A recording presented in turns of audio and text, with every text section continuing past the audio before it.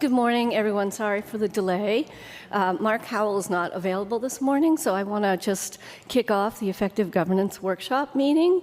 This is Saturday, December 13th. Thank you all for coming. We're sorry for the late start. I just want to welcome you all here. I don't know if there are people who are planning to present warrant articles this year, but it's the goal of this meeting is to help educate you on how best to do that. So we have a number of expert panelists here this evening that are going to help this morning. You can tell where I'm usually at meetings. This morning to help us educate all of you on how to proceed in that path. So let me introduce our speakers today. Carmen Reese, who I'm sure most of you all know, our existing town moderator, and Lois Wassoff, who's our current chair of the Finance Committee, and Andrew Boardman, who's also from our Planning Board. So thank you all for being here this morning. And with that, I think, Carmen, am I going to turn this over to you and have you proceed? I understand that you're going to be able to speak also to the Select Board's role, only because I'm filling in. Thank you.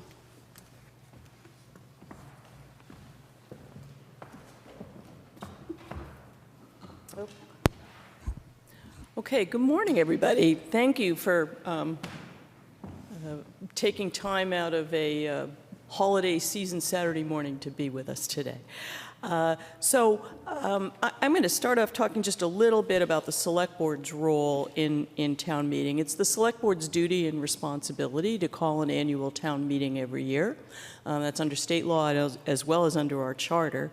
And to call that meeting, what the Select Board does is issue a warrant, which is the notice to the voters in our community of what will be taken up at town meeting and when and where town meeting will be. Typically, the Select Board opens that warrant on a date that it announces. This year, I don't know if you can't really read that calendar too well. Let me see, I've got it here. This year, the warrant will open on Monday, December 29th, and the warrant remains open for a period of time to allow both town boards and committees and town departments to submit warrant articles for the annual town meeting warrant, as well as any citizen petitioners who gather 10 signatures. They too can place a warrant article on the warrant, but they've got to get it into the townhouse during the time that the warrant is open. So the Select Board is the gatekeeper of what ultimately ends up on the warrant. Typically, the Select Board does defer to boards and committees who wish to place an article on the warrant. Rare exceptions, I can remember one where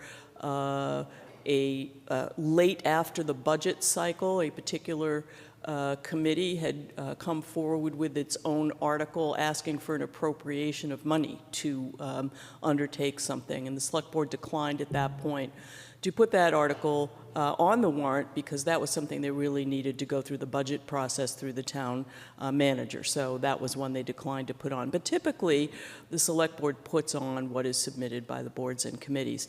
The Select Board's obligated by law to put on any citizen petition that is submitted by 10 registered voters. And it goes onto the warrant in whatever form it comes in, whether or not it is something town meeting has authority over, and whether or not it would have the force of law if it were voted on by town meeting. And we tend to be a town that liberally uses those citizen petition opportunities. Okay, so once the warrant is closed, the Select Board meets and discusses what order to place the articles in on the warrant. And every year that's a kind of balancing act of trying to think about high interest articles, to think about town staff time. For example, It's always a goal to keep all of the school articles close together so that there are a limited number of evenings that the school administration has to be at town meeting in the evening. Traditionally, all of our big budget items are on the first night of town meeting. And then there's always a debate about where to put the planning board's articles, because the zoning articles are important. They really impact how our lives are lived and how we experience our town. And so when they go to the end of the warrant, it tends to be there are fewer people there. But something has to be at the end of the warrant, and there's fewer people there. So it's always a debate. Then once the warrant is issued, and last year we began a practice of publishing that warrant in the Concord Bridge and posting it online, rather than sending that warrant to everybody's house in a printed form. And saving that money on sending the warrant in the first instance left us some budget to create later in the process a town meeting briefing book, which will include, yes, thank you, this is Vanna White right here. Our town meeting briefing book, which will include, importantly, the Finance Committee report, the full warrant, all the motions, which will be made under the articles on the warrant, and the consent calendar. I'll talk more about that in a minute, as well as supplementary materials in there that will explain the articles. And that's an important thing for boards and committees to be aware of, that there is an opportunity to put supplementary materials into that briefing book so that folks who get it at home will have the advance opportunity to have a look at things that support the warrant articles or explain the warrant articles so that they can better understand them by the time they get to town meeting, or so they can decide whether it's important for them to come to town meeting because they're interested and feel impacted by a particular issue.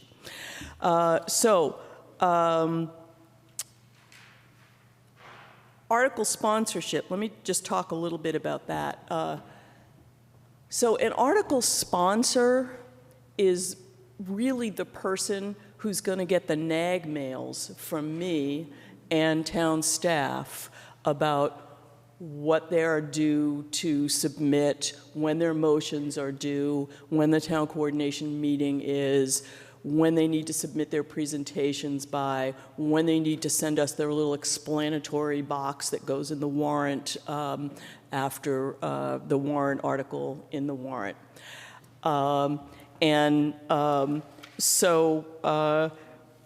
That's really what sponsorship is about. Sometimes the select board indicates that it's the sponsor of an article simply because they agreed to place it on the warrant. It doesn't necessarily mean that they are supporting passage of that article. They will later determine, in the process, they will determine what their recommendations are on all of the articles. And it's not unheard of for the select board to vote against action on an article that they've agreed to put on the warrant. So sponsorship is not substantive. It is really, it has to do with responsibility for the article, who's making the presentations and explaining it, and making the motion. Okay, so now we'll get to the moderator's role in the town meeting process.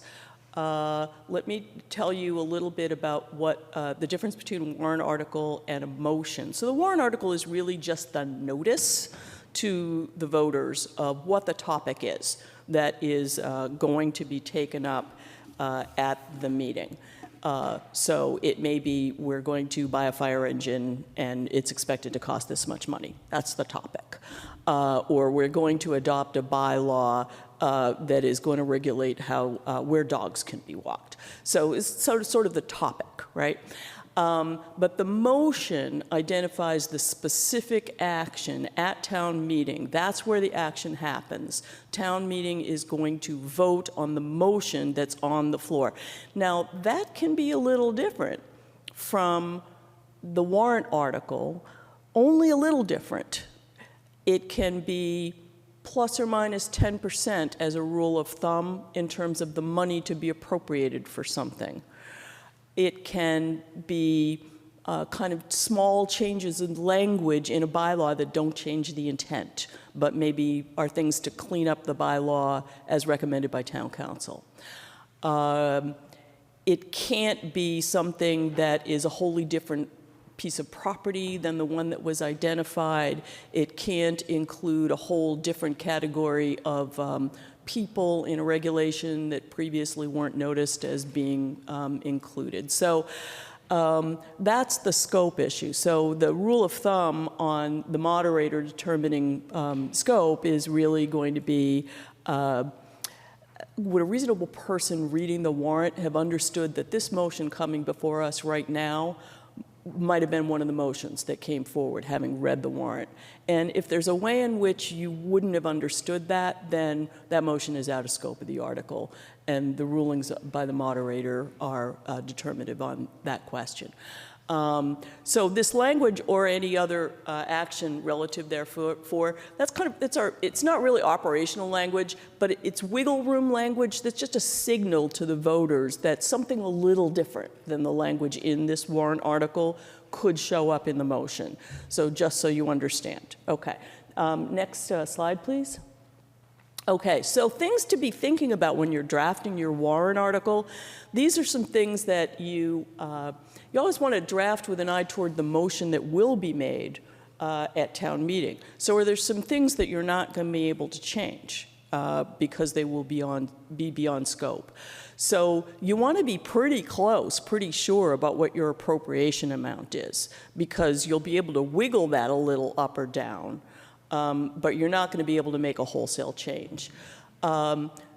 Usually, in a warrant article, oftentimes every possible source of funding, free cash, raise and appropriate, borrowing, transfer from other available funds, they may all be in there in the warrant article just so that all those choices are available in the motion. But the motion has to pick one, or possibly two. But the motion has to specify where an appropriation is going to come from. So you don't want to put in a warrant article that the money is going to come from a particular place and then have to change your mind later and realize that you didn't put that place in your warrant article and now maybe it's beyond the scope for the motion. Things to think about. Specifically identified properties or projects, I can say the school department years ago got itself in a little trouble with its capital article for the CPS, the K-8 schools, because they'd identified a series of specific projects that they wanted to spend the money on, and then they changed their minds but between the time they issued their warrant article, submitted their warrant article, and the time town meeting came. And this is a place where it's judgment call for moderators, right? There might be some moderators who would have said it was okay to change what the projects were going to be. This moderator was not okay with that because specific projects were identified, and that might have made a difference to voters if they had understood that it was different projects.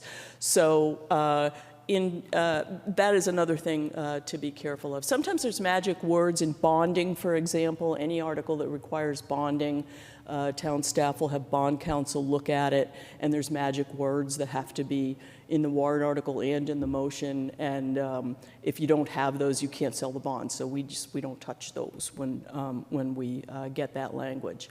And it's a good idea if you have proposed bylaw language, or if you're proposing legislation, home rule legislation, or a change to a bylaw, to have the specific language that you're looking for. Now, again, you want to be pretty sure about what you're asking for, because you're going to be able to tweak that in a motion, but you're not going to be able to change it wholesale. Okay, so next slide, please. Okay, town council's role. Town council reviews. We actually have a gathering of myself and the select board chair and town council and the town manager, and we have the school superintendent and the finance director and the town finance director and the chair of the finance committee. We all get together and we review all the warrant articles.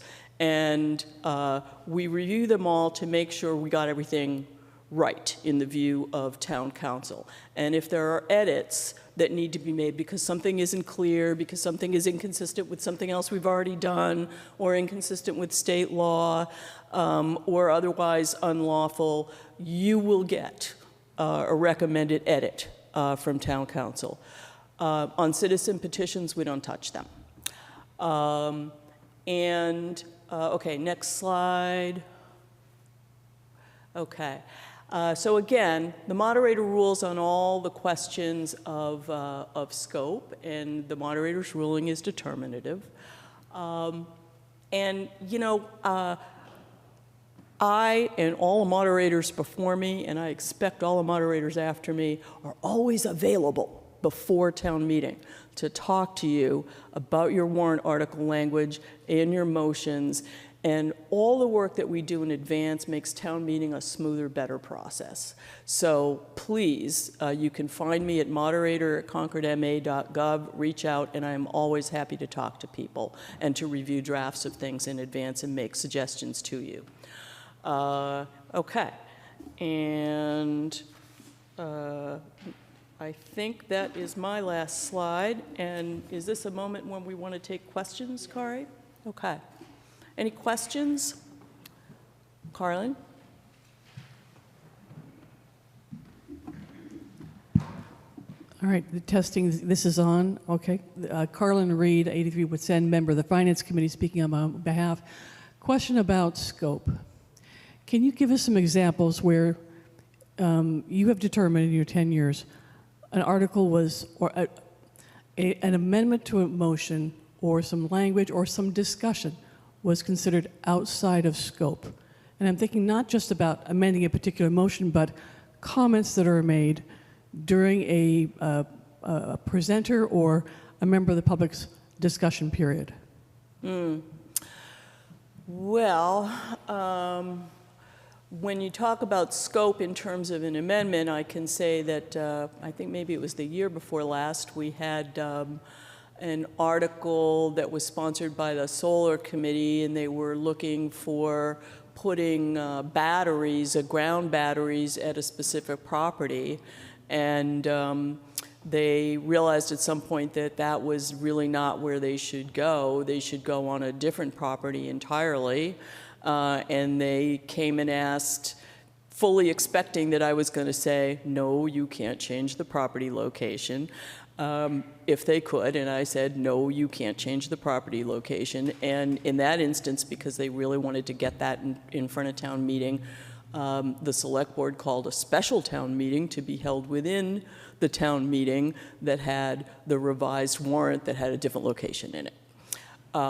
So there's one example. I'm not remembering off the top of my head. You know, there are times when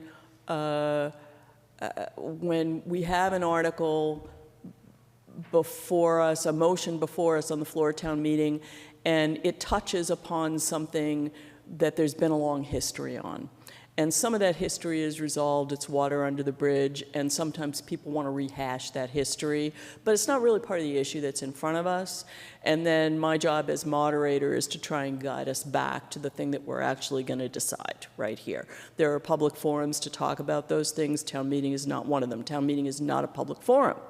It is an actual business meeting where the town is acting as its own legislature and taking action on proposals that are before it. So it's not just a public forum. Oh, wait, Andrew? Sorry, I also just wanted to mention that scope comes up a lot in planning board articles because... Andrew, I think you need to get that microphone closer. Really close. Is it off? Can you hear me now? Yeah. Okay, I could hear myself really well, so I assumed that everyone could. Planning board articles have a lot of scope questions involved because under state law, they can only be more restrictive when the amendments come up. So what ends up happening is an example of everybody probably recalls at town meeting related to the MBTA zoning, people started suggesting substituting properties. And that was out of scope. Like even the discussion of it was out of scope because that's not something you can do. And so that was an example where it came up quite frequently in public hearings as well as at town meeting. So. Yeah, and I'll just note on planning board issues on zoning articles is an additional layer where state law requires a public hearing in advance of putting those proposals before town meeting by the planning board. And so, tweaks are okay. Wholesale changes don't meet that requirement, so. Carmen, thank you. It's Wendy Ravelli, member of the Select Board, but my question pertains actually back to the solar task force. The question I had was a clarification on the dollar threshold for changes, because I thought that a warrant article could not increase in funding, that you really had to put the max that you want, because you can go down in your article, but I didn't think we could go up from a financial perspective. Yeah. Just want to clarify that. Yeah, so if a warrant article has language in it where it says an appropriation is not to exceed a certain amount, then you cannot have a motion that goes above it or an amendment that goes above it. If it doesn't have that language, then really the touchstone again is notice. Would people have read that warrant article, and when they saw the language or any other sum or take any other action relative thereto, could they have anticipated there might have been a tweak of up to 10% an increase? And I'll also say, that 10% rule, it works for certain amounts. I think if you've got a $100 million project, a 10% increase is probably not within scope, right? But at smaller levels, if it's a $5,000 appropriation, it's not a problem with a 10% increase up or down. Okay. Anybody else? Okay.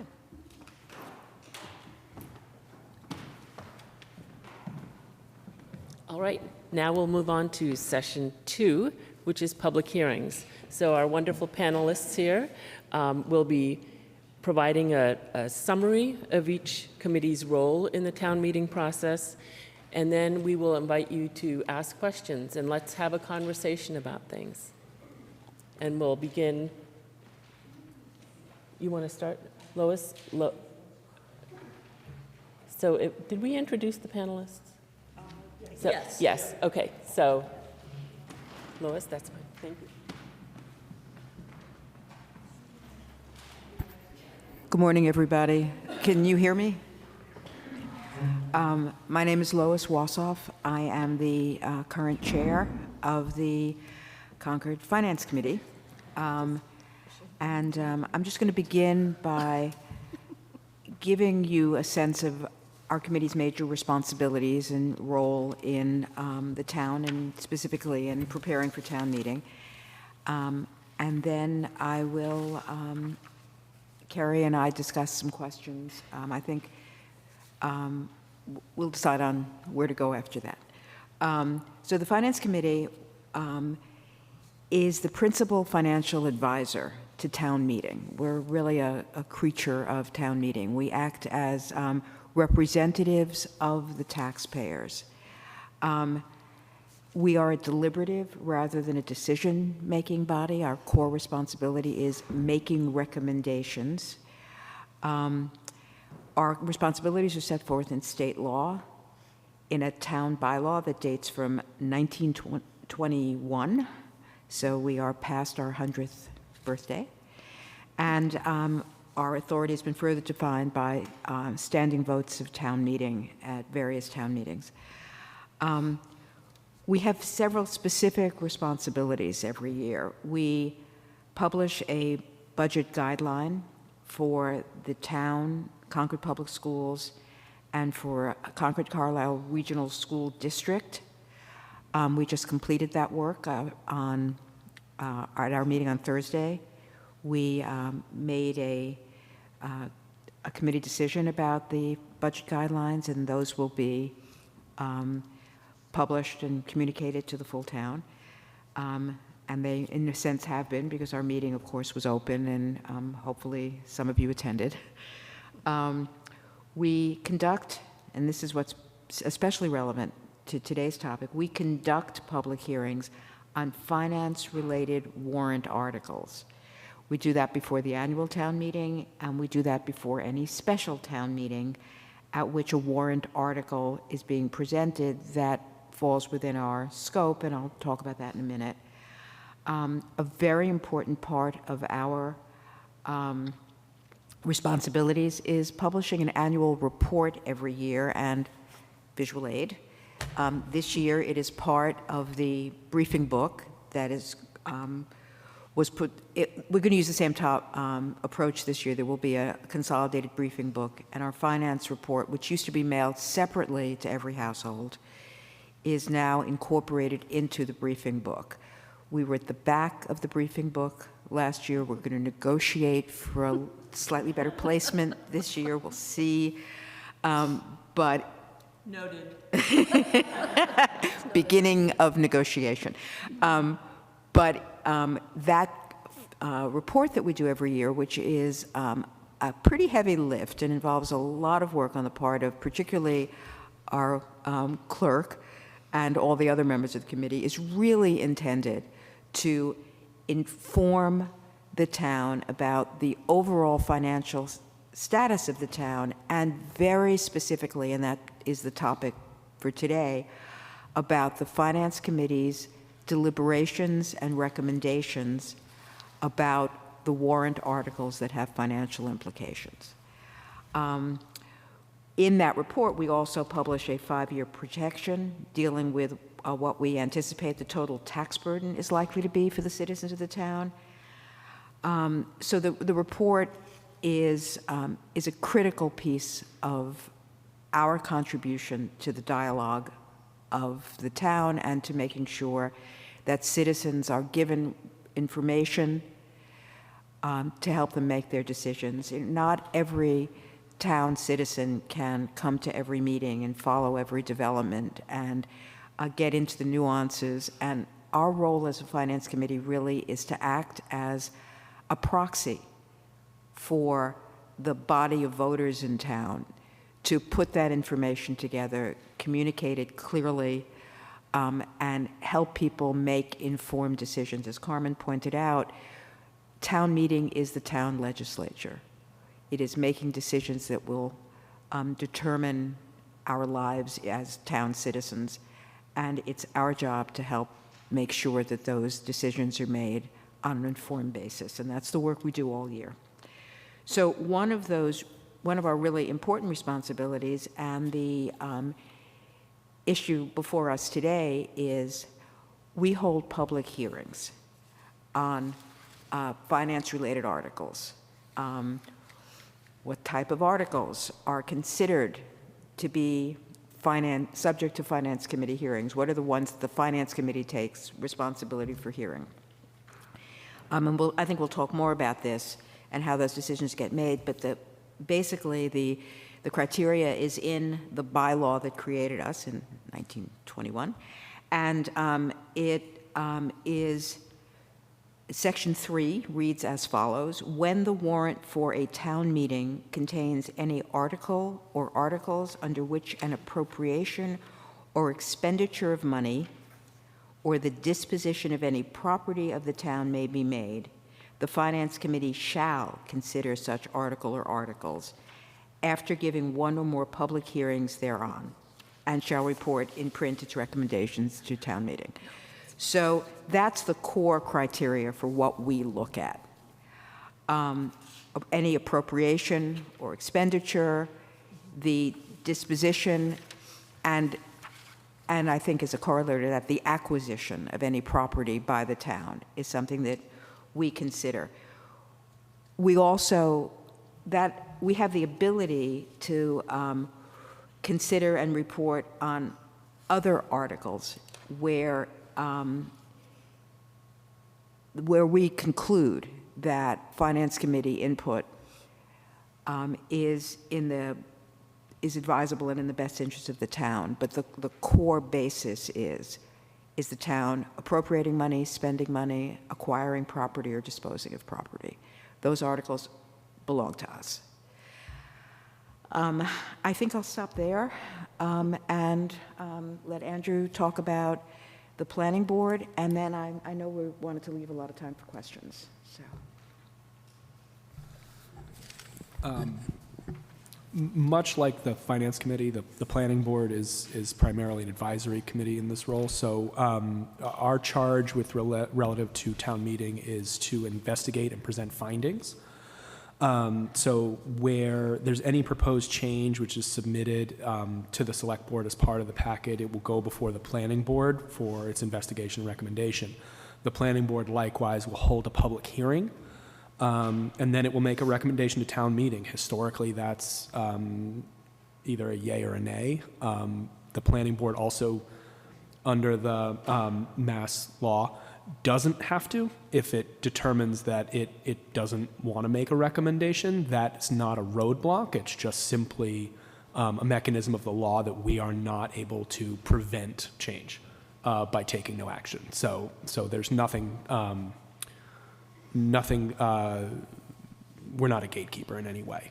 And along those lines, one of the most important things that you can do if you have a citizen's petition, which is the way outside of the planning board that a lot of things come to the forefront, is to reach out early and often about what you're planning, because town staff has an incredible knowledge of what is and is not necessarily appropriate, but how things need to be phrased, how things need to work, and working with the planning board, getting in front of us early is really helpful, because in discussing this with other members of the committee, they said the most useful thing that petitioners can do is start reaching out in August. So obviously it's a little late for that, but the idea being that when we hold the public hearing, that shouldn't be the first time the planning board's seeing it too, because the goal would be that there are less questions from the planning board at the public hearing and more questions from the public. The planning board is a group of citizens who've seen this stuff year over year. I've been there 5 years, so I'm the most senior person, I guess, at this point, but I feel like I'm just getting a handle on it, so members of the public are not going to the first time it comes out. So it's important to engage early when it comes to the public hearing, because it'll help you refine your message. As Carmen can attest, the most valuable thing at town meeting is the time you're allotted to actually speak, and it's usually very brief. So it's helpful to come to town meeting with a very focused message that's been presented several times in front of committees that have knowledge of the situation and have been to town meeting quite a lot, so that you focus on the right stuff. And then I guess that's pretty much what I had for. Can I just want to jump on your comment about preparation and public hearings, and on the select board who hosts generally the citizen petitions. The other thing that's very important about public hearings is to listen to your audience. There are a lot of issues that are raised in that meeting, and there'll be many opportunities to follow up on those comments, and you should work hard to outreach to those constituents who are raising questions during public hearing. So again, you'll be more prepared for the ultimate meeting at the ultimate vote at town meeting. So that's an important thing to pay attention to. Okay, so we're an unusual town in that we have a pre-town meeting hearing on every single article that's on the warrant. So we have a lot of public process that is involved in our warrant proposals before we get to the floor town meeting. And it's a wonderful opportunity, as Wendy just said, for presenters, article sponsors to refine their proposals, to tweak them to the extent they're able within the scope of the article that's already in the warrant, to address the concerns that may have been raised by members of the community or voters or other boards and committees. So the more advanced work you do on a proposal, the better, even before you get to framing your warrant article. But the hearings are a fabulous opportunity, both for the public and, you know, sometimes we think that the public is really disengaged from these hearings because when you come in person, there's not necessarily a large attendance in the room, and there may not be a large attendance on Zoom at the same time, but a lot of people watch those hearings later. And I bumped into people in the grocery store who have talked to me about that. So there's a record of those conversations, and people do use them to inform themselves. So as the moderator, I make a particular use of these hearings. I attend them all, and I am looking at people's PowerPoint presentations. You should consider the hearing as kind of a dry run of your PowerPoint presentation to town meeting. And you are going to hear from me if you have slides that nobody can read, or that have maps that are just confusing or illegible, or are so dark that what's there can't be made out. So the kind of nuts and bolts things you will hear about. You'll also hear that whoever is sponsoring your hearing, whether it's the Finance Committee, the Planning Board, or the Select Board, those are the three entities that sponsor hearings, they're going to have suggestions for you, too, about points that you probably should cover and have in your slides if they aren't already there. So good idea to have those slides as well developed as you can by the time of the town meeting. Ideally, you're going to have as your first and last slide in that presentation at the hearings the motion that you think you're going to make. It needn't be the final motion, because you can tweak it, and you may well want to after you get the feedback at the hearings. But it really frames for people, that motion frames for people how you plan to move it. If you have specified 4 different funding sources, well, which one do you think you're going to pick, And so the things that you have left loose in the warrant article, if you let people know at the hearings what you think you're going to do, that will really change the discussion a little bit, because people may have a point of view on which one of those funding sources, for example. But as the moderator, I'm making use of those hearings also to weigh which articles can go on a consent calendar. And typically, things that are just housekeeping, where the planning board is fixing misspellings in a zoning bylaw, or things that are bylaw changes that we have to make because state law changed and we have to be in compliance with state law. There may be some very routine housekeeping things that can go on the consent calendar. There may be other things that town meeting has taken up. Take, for example, the senior means-tested property tax exemption. Town meeting has taken that up 3-4 times and been very firmly behind that a lot of times. So we wouldn't call that housekeeping or routine necessarily, but it's well vetted in town and well supported. And if there's not any controversy raised about that at the hearing, well, that might be an item that goes on the consent calendar. So I'm using those to identify motions that can go on the consent calendar, and then what I do is as soon as the last hearing is over, I have my draft of a consent calendar ready, and I will go to the next scheduled select board meeting with that draft consent calendar and get their input. And sometimes they have additional suggestions for me, why don't you put this one on? And sometimes they will tell me, we think we need to talk about this one, and we'll take something off. So there is kind of a collaboration between me and the select board on what goes on the consent calendar. Now, if you end up on the consent calendar, talk a little bit about that later. You're still going to have a presentation ready for town meeting, and you're still going to have to be there. And you're still going to have to come to the coordination meeting to know how long you will have to speak, et cetera, because any 10 voters at the meeting can take any article off the consent calendar if they want to talk about it. So you have to be ready for that if that happens. All right, and I think we're ready for questions. Sorry. I just wanted to add one thing, since Carmen was talking specifically about the uses of the presentations, and I had mentioned that Finance Committee has a core responsibility to make recommendations on each of those articles, and in our report we give there's three options. You can recommend affirmative action, no action, which means you're suggesting to town meeting it does not pass the article, or you can decide as a committee to defer action to town meeting, which we sometimes do when we need more information or more input from other committees. But the point I wanted to make just before we move to questions is that we have deadlines on those recommendations. We need to make those recommendations in time for them to be appropriately written up. We, over the past several years, have been very responsible about not just giving the bottom line recommendation, but stating the reasons for the recommendation. Where there was a split vote, we show the vote count, so you understand how strongly the Finance Committee supported or did not a particular article.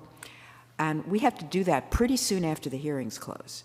So when each hearing ends, while other people go home, we stay. We have a regular meeting. We sometimes make our decisions then on articles we've heard about, or at least we start a discussion and defer it to another meeting. So your presentations are both an opportunity to refine your presentation for town meeting, but in terms of the articles that are being presented for Finance Committee, at Finance Committee hearings, they will influence our recommendations going into town meetings. So you should be aware of that aspect of it. Thank you all. Do we have any questions from any of you? Okay, Carlin, read again. I'm looking at the calendar and the timelines. I want to make sure two things. One, how likely is it that the current town calendar for town meeting is going to change between now and town meeting itself? Because when you make changes on this, it affects everybody else. So how likely will this town calendar change is the first question. Yeah, last year we had a few changes, and it was really a miserable experience. I think that we have done it right this year, and we did all the advance work that we needed to do to make sure that all boards and committees knew when they were scheduled for, and that we didn't hear at the last minute from somebody who said, no, this date doesn't work for us. So I think it's pretty likely to stay exactly the way it is. Okay. There's a lot of moving pieces here, and getting it all corralled at the front end is a challenge, and we worked hard to do it this year. I have two more short questions. Second one is, the timing is pretty quick between when the warrant is mailed out as an inset to the Concord Bridge and the first public hearing, right? How Yes. much time is that? Well, let's see. Remember that on February 12th, the warrant will be published online. Okay, good. February 12th. Yes. And then so it's published first, then it's mailed at the House, and then the first public hearing is early part of March, is that right? Monday. Sorry. I'm sorry, yeah, February 12th, it is published online, and then it is submitted to the bridge, and it will come out on the 20th. The bridge will get it out to everybody's house. Okay. And the first public hearing is a select board meeting on March 2nd, is that right? Yes, that's right. Okay, all right. Last question is, in your experiences in running the public hearings, what really torques you off? What do you not want to see from the presenters? Well, that's a question for other people, because I'm not in charge of the hearings.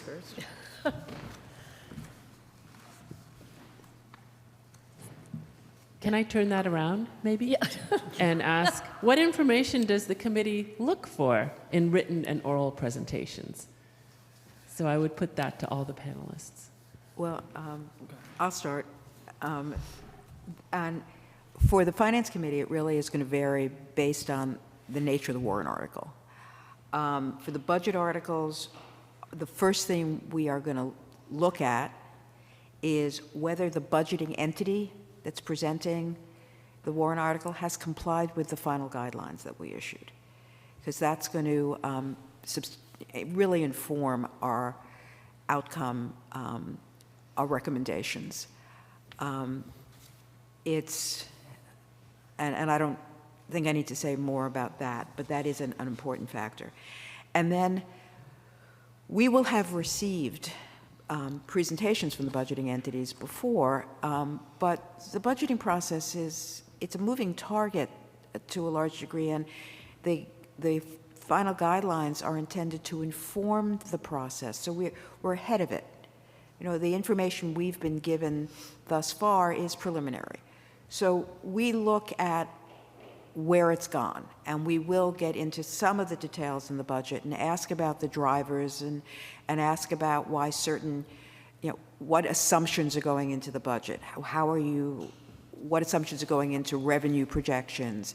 What changes have happened in the expense projections? So we'll look at that, but we do try and stay at a fairly high level because the Finance Committee does not have the power of the line item veto, and we are not substituting ourselves for the professional expertise of town and school management. We are not educators, for example, so we are not in a position to tell the school where the money should be spent, but it is our job to look at the overall numbers and make sure that they are responsible and that that the expenditures are being and the revenues are being predicted on a rational basis. Because again, you know, we're looking at this, the budgets are for fiscal year 27, so we're out. We're in the midst of fiscal year 26 right now. So we're looking ahead. For debt articles, we're going to look at the underlying, because we look at all articles that involve incurring debt on behalf of the town. We're going to ask about the underlying project. We're going to ask about the amount being borrowed. We're going to ask questions about the anticipated costs of the borrowing. For citizens' petitions, we look at we do ask about the underlying project. We really are interested in the source of funding. Where is this money coming from?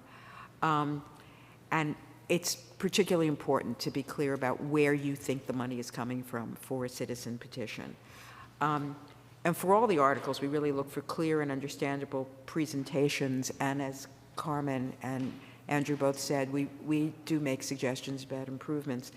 And I would just, one thing we introduced into our recommendations last year, and we will do it again this year, is for those warrant articles that have a tax impact, we introduced a column into our recommendations chart that gives the voters information about the tax impact. If you vote for this, how much is it going to cost you? What is the increase going to be in your real estate property taxes?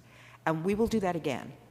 So we are very interested in the tax impact of the articles that are being proposed because we think that's part of our obligation in informing the voters. So that's what we look for. I think generally for what we would look for would be an acknowledgement of feedback. So where we have noted in presentations or information provided to us that it's, you know, this statement is causing a lot of questions, maybe try to rephrase it. You know, if that's really important to you, instead of, you get examples of the example of the special overlay district that went in for the Deaconess Center next to the golf course. There was a question of setbacks, and the setbacks in the law or in their proposal were very extreme, in part because they can make them less restrictive at town meeting, but it couldn't get bigger. So we advised them as part of their things that they're going to need to talk about those. They should bring those up proactively so that the neighbors understand in the public hearing that this is what they were going for. And the result was they didn't get as many questions because they listened to advice and proactively went out and discussed the issues that we had flagged for them. Where in the public hearing, where if you don't have the benefit of that early feedback, you tend to focus on the wrong things of trying to sell your article or oversell your article, as opposed to getting in front of some of the issues that people might bring up, and then it becomes a very defensive public hearing as opposed to a free exchange of ideas. And that's the goal. So Andrew, and actually Lois as well, I think in some of these issues where more discussion is needed, both of your committees are willing to have those petitioners come to your meetings. Oh, absolutely. To follow up as well. It's Yeah. important to know. Yeah, Yep. I mean, I think last year there were 3 citizens petitions, I think. Two of those came to our meeting at least 4 or 5 times. Yeah. For refining of message, for, honestly, just general staff feedback, all of that. And we don't have any control over the wording. We are not, they're not providing counsel for these things. They're citizens petitions. But, oh no, we actually had more, now that I say that. There were like 4 of them. 3 people came multiple times, and then 1 did not. 1 showed up at the public hearing for the first time. And you can see the difference in the results that they had at the meetings, ultimately. I'd just add, as an observer of these hearings and not as a person who runs them, that it is frustrating, I have observed, to the whatever board or committee is running the hearings when people haven't done their homework, if they haven't anticipated obvious questions, if there are boards and committees in town within whose jurisdiction a proposal clearly sits and they haven't talked to them. Those are the kinds of things that can be frustrating. So it's really important to do your homework before you get to the hearings.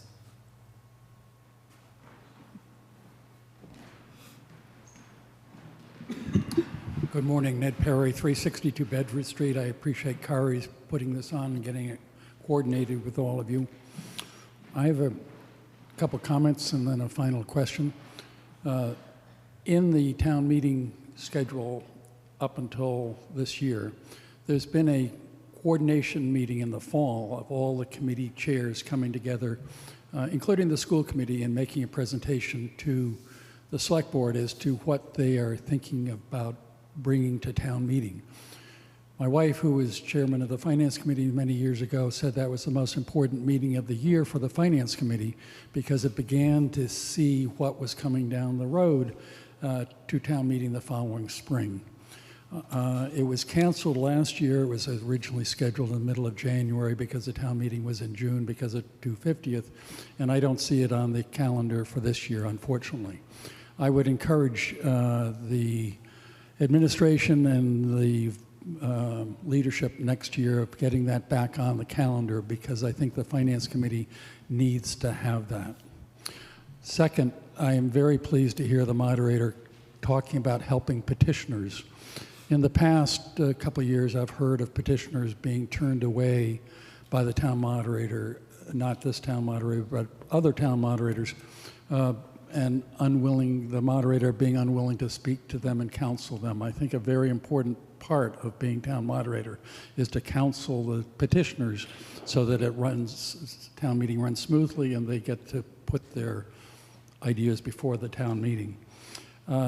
Third, in the planning board, it's very important for the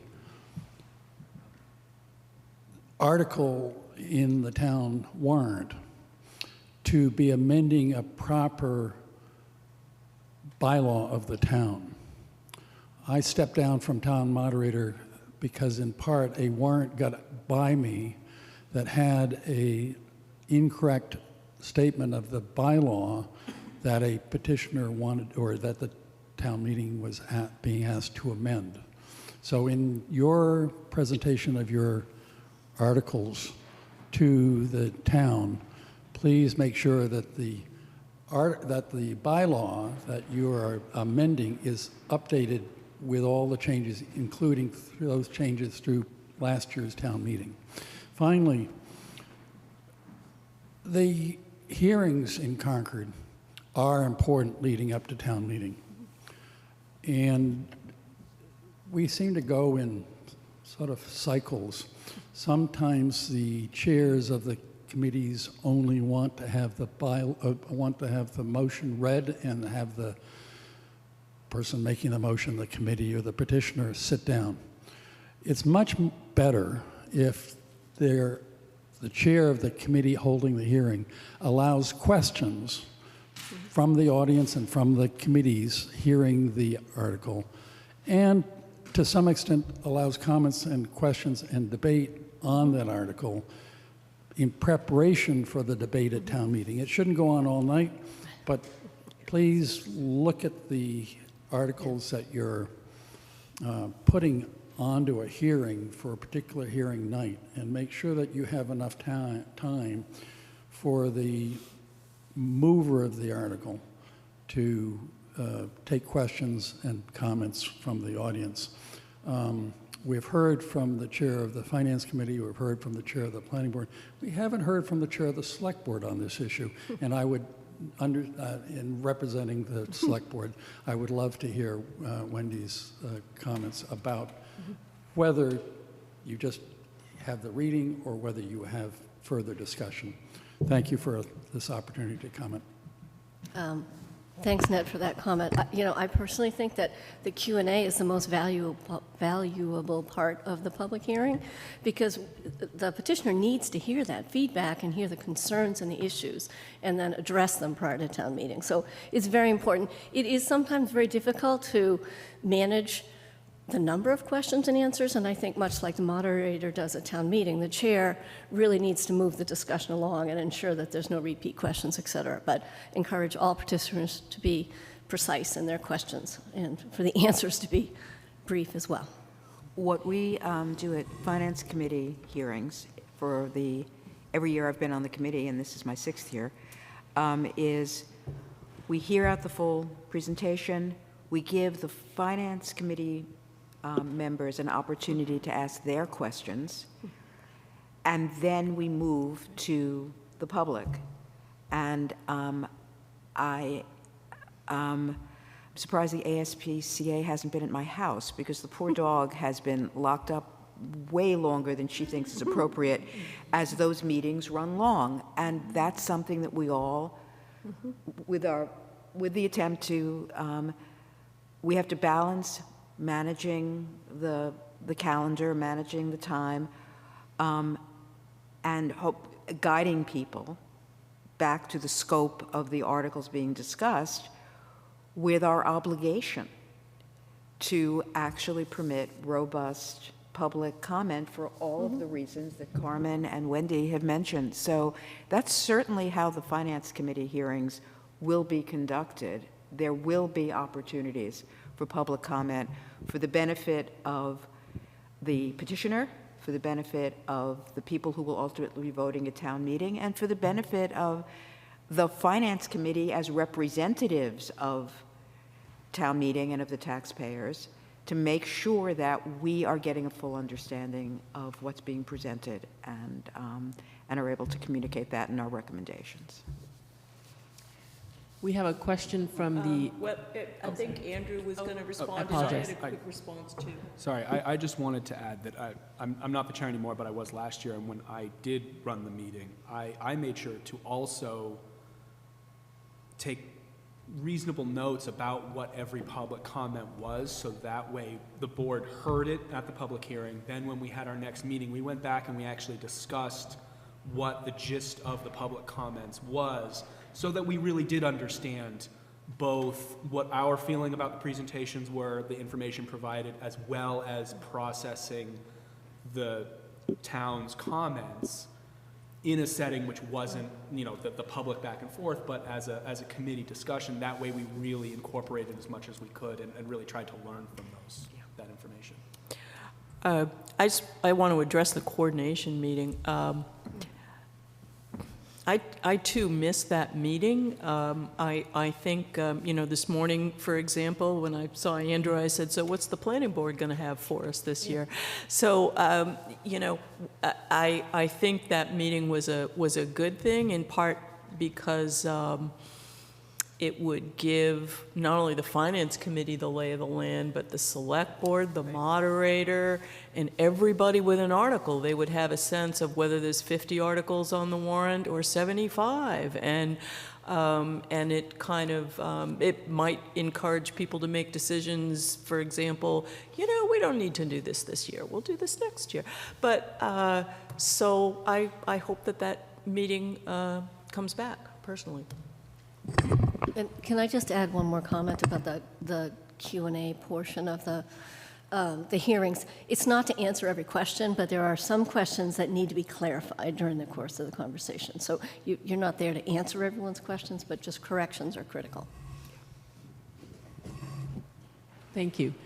So we have a question from, a question from the Zoom chat to FinCom, to Lois. In addition to asking where the money is coming from, do you also take into consideration the merits of a proposal from a committee or citizen petition? Yes, in the sense that we do look at the underlying project that's being proposed. So I think the short answer to that is yes. Our analysis isn't limited to entirely limited to the financial aspects of the proposed warrant article. The warrant article comes to us because it has financial implications. And we certainly discuss the underlying project, the merits of the underlying project, the propriety of the expense, the maturity of the project. I mean, sometimes things come in a too inchoate state, and the discussion at the public hearing is a good way to identify that. You have an idea, but you haven't done the studies. You haven't analyzed all of the issues involved. I'll give an example.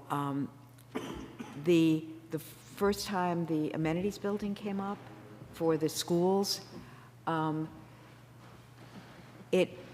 the amenities building has been around as an issue for a couple of years, and the very first time it came up, it was kind of clear that there wasn't that there was more work that needed to be done before it was appropriate for to go to the next step, to actually go to town meeting. And that early stage issue got identified, and I can't remember whether it was at a finance committee meeting or at discussions with the schools, I don't remember if it was at a finance committee hearing or whether it came up at a finance committee meeting.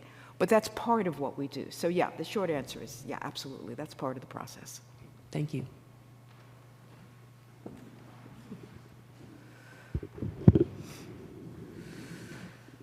Michael Williams, apologies if you've covered this already. You've each spoken about the timing that you want and the things that you'd like to see so that a article can come to presentation and go smoothly. Can you set out or explain with respect to the calendar timeline when in the calendar year you'd like to see these things from a citizen sponsor, from a citizen delivered thing, when you'd want to see that so that the things that you want to have satisfied can be done so it can flow through the process smoothly? I mean, from a planning board perspective, it would be as early as possible. So from the perspective of that calendar, I don't have it in front of me, but the joke was made at our last meeting that August would be great for the following town meeting. So obviously that timing's not really possible now, but the idea would be, if you have an idea, to bring it up as early and as often as possible, so that way you get the benefit of the planning board's feedback as well as town staff as long as possible.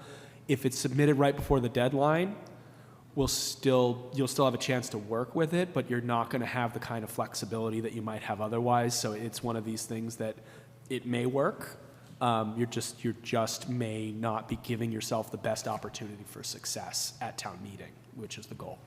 So you spoke to the exact point. Closer? Yeah. if I may, you pointed to exactly the right point. When in the timeline, when in the calendar year, August for FinCom, when in the calendar year with respect to how things are flowing, looking forward to town meeting in April, when in the calendar year, obviously we're talking for the future now, would you want to see things brought forward for a citizen-driven article? So, FinCom's experience with citizen petitions is a little different. We have tended to see those later in the process. We often don't know about them until we see the warrant. I'm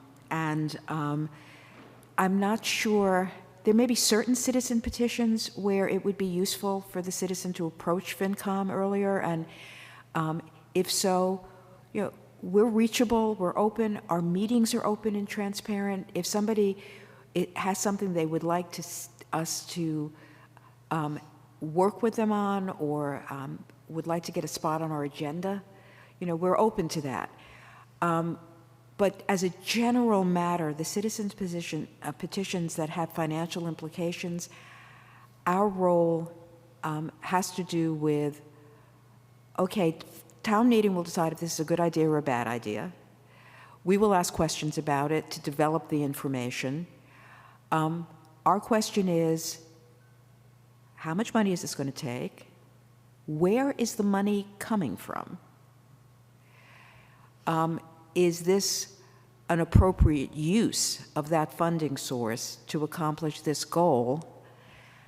And that is information that we can develop through the public hearing process. But if there's a citizen petition that has a financial implication, and the citizen sponsoring it wants input from Finance Committee earlier, it hasn't come up in my experience, but we are open to it if there are circumstances like that. We are a public body.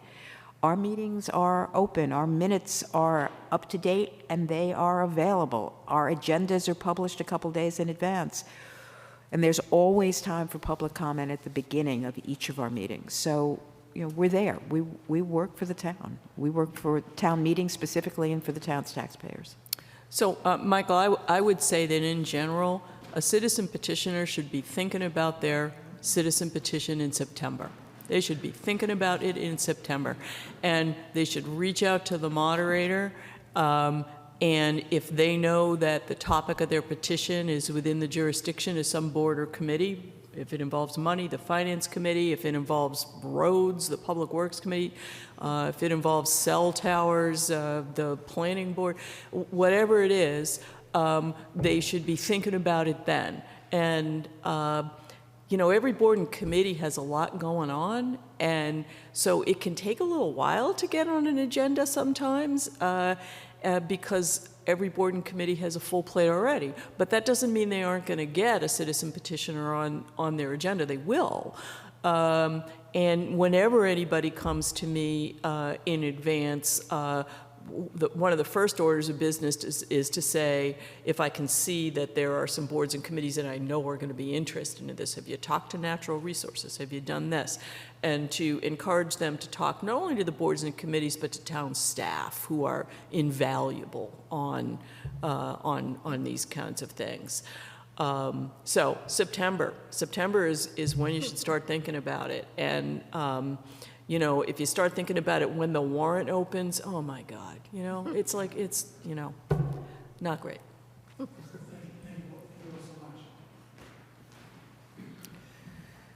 I know we're getting close to the end of our session, so I have a final question, and it concerns the use of clickers. Last town meeting, we had our first experiment with that. What's your perspective on the use of clickers for town meeting coming up? That's your question. My perspective is that we had, as we do on many issues in town, we had differing points of view. We had an opportunity for a robust discussion of the differing points of view on using clickers. We had that discussion. There was a pretty clear direction in terms of where the town wants to go, not without a minority point of view, not without some objections, but there's a direction. And so that will be what we're doing going forward, and my understanding is the town is in the process of acquiring clickers, and we will be using them going forward.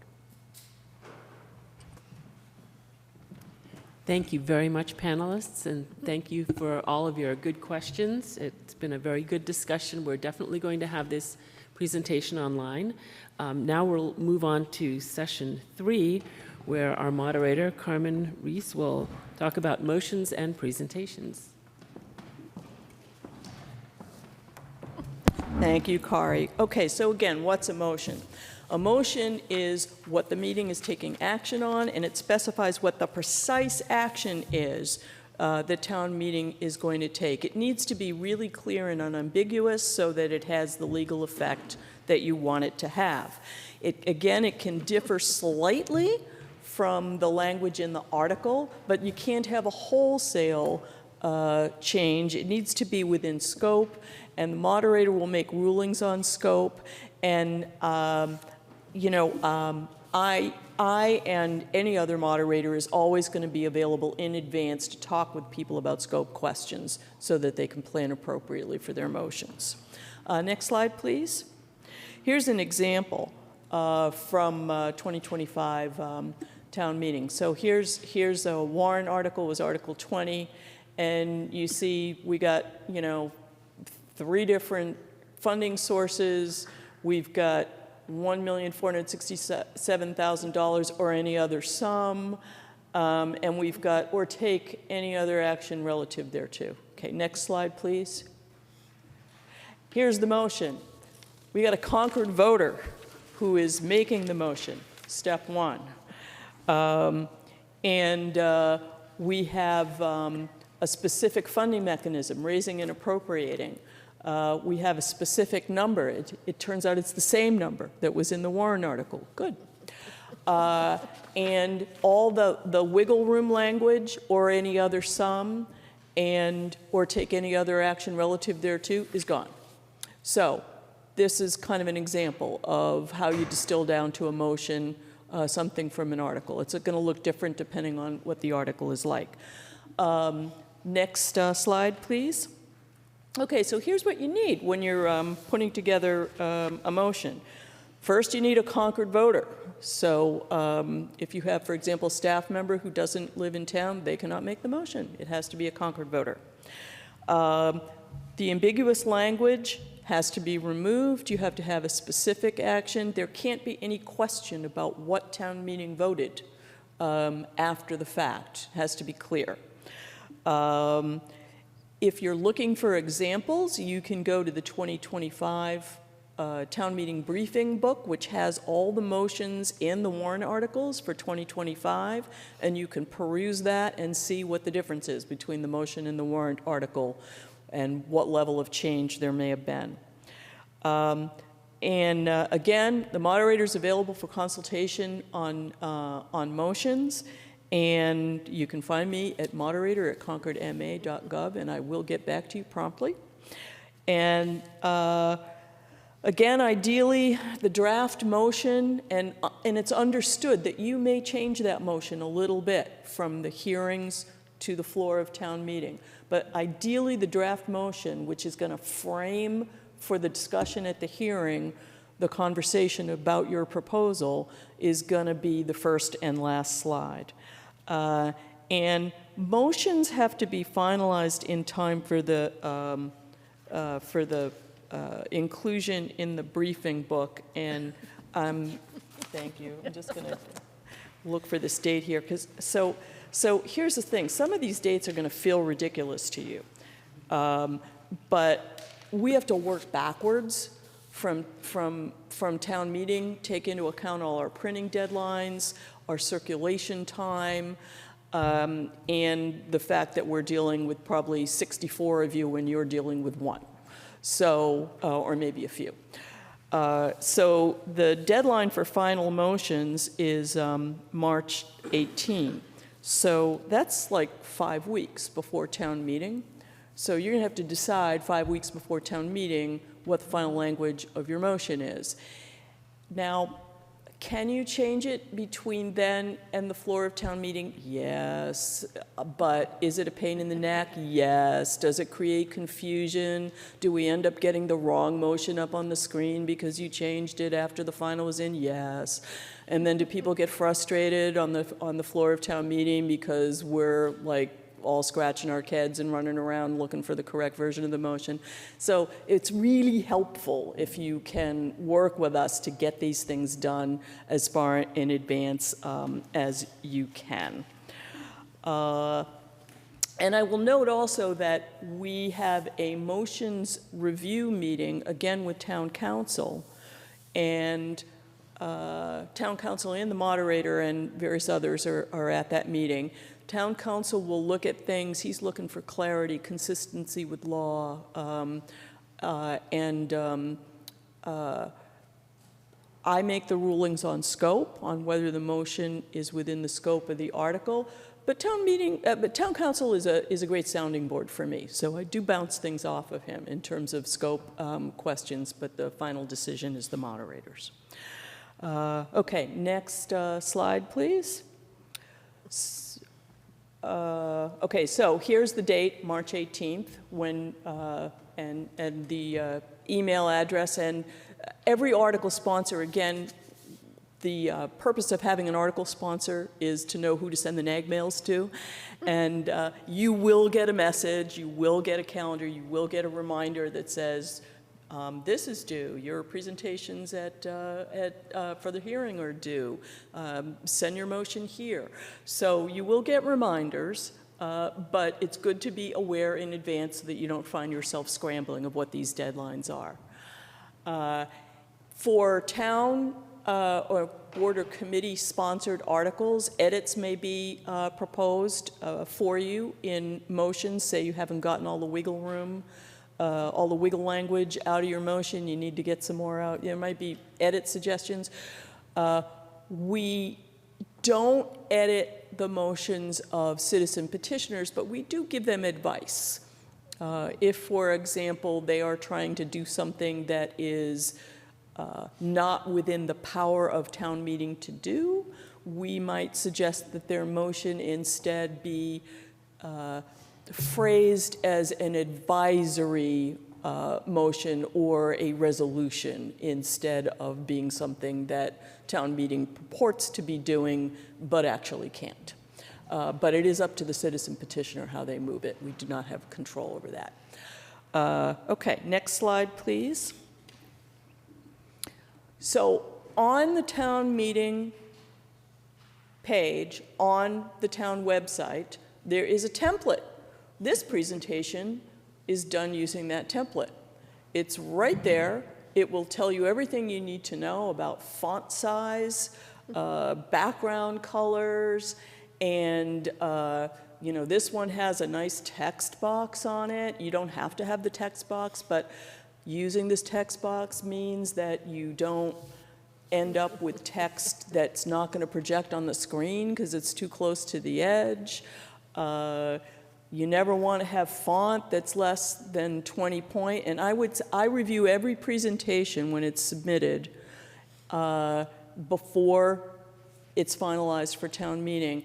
And almost all of my comments on presentations are based on format stuff, because people have sent me something in 12-point font.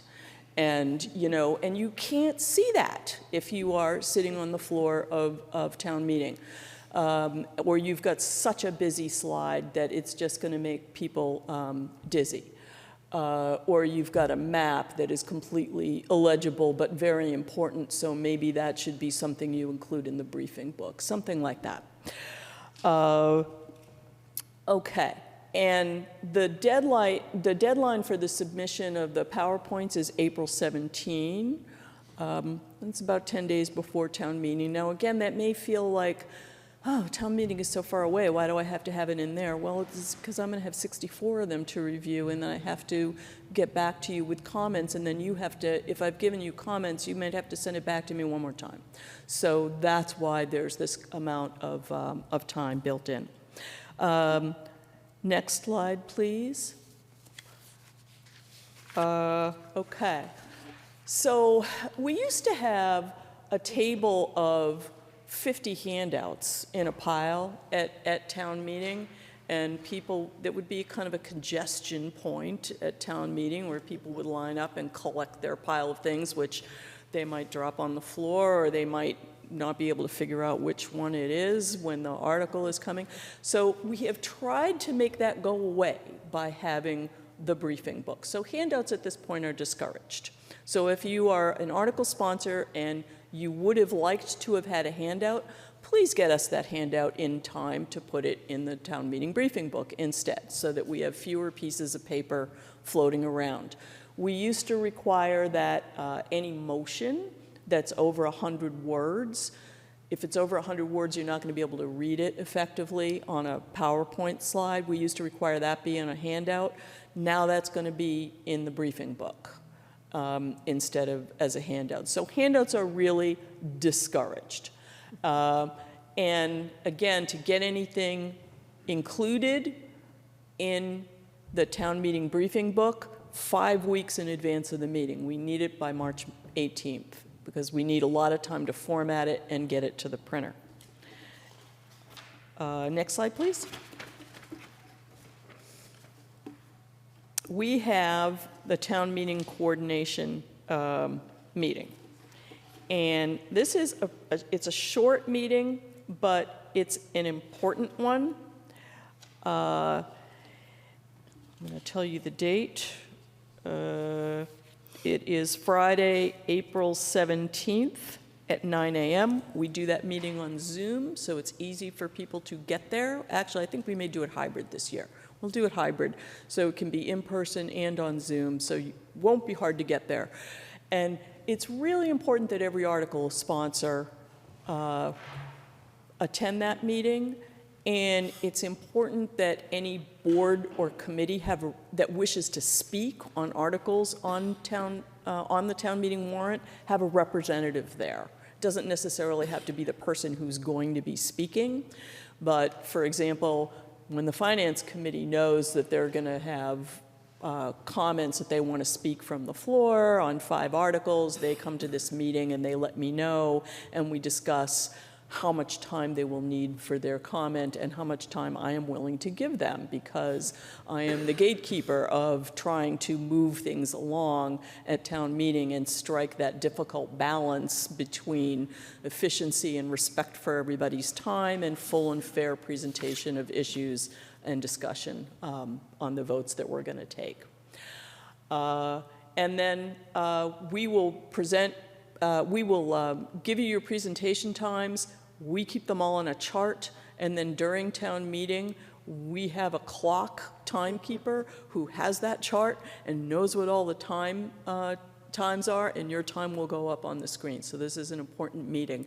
And it's a wonderful meeting because you get a sense of all the people who are going to be there at the meeting making presentations, and how what you're doing in terms of time and in terms of order is going to fit in with everything else that is going to happen. And that's it. Ready for questions? Thank you.